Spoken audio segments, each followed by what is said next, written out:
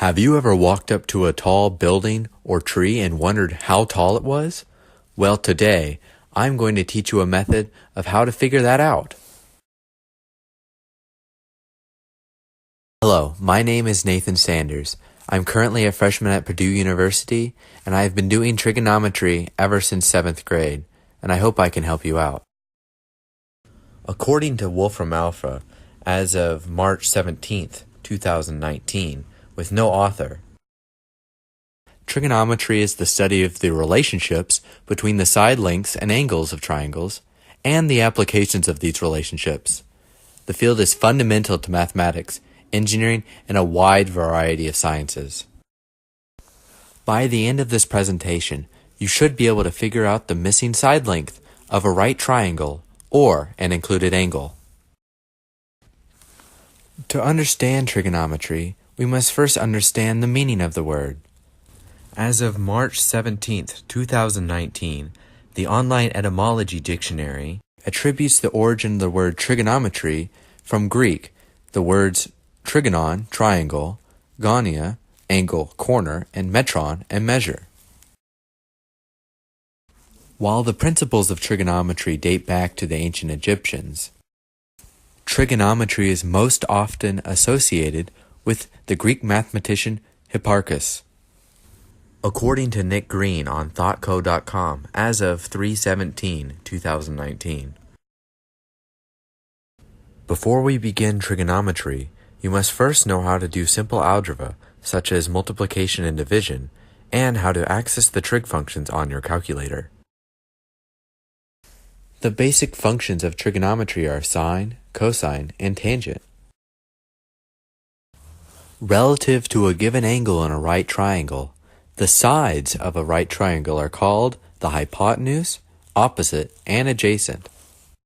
An easy way to remember this is that the opposite side is always across, or opposite, of the angle. The hypotenuse side is always the longest side and across from the 90-degree angle.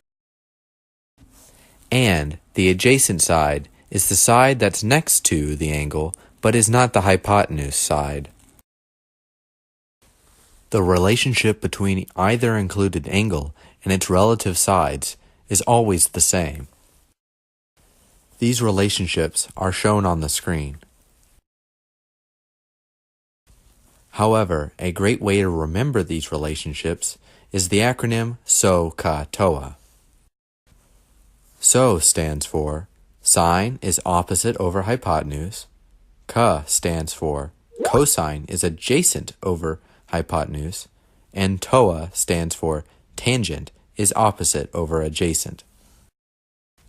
Note, over is synonymous to saying divided by and helps demonstrate the relationship of the ratio when written out. Before working an example, please observe these common examples. For the triangle on the left, the sine of the 30-degree angle is 1 over 2, which is the opposite over hypotenuse.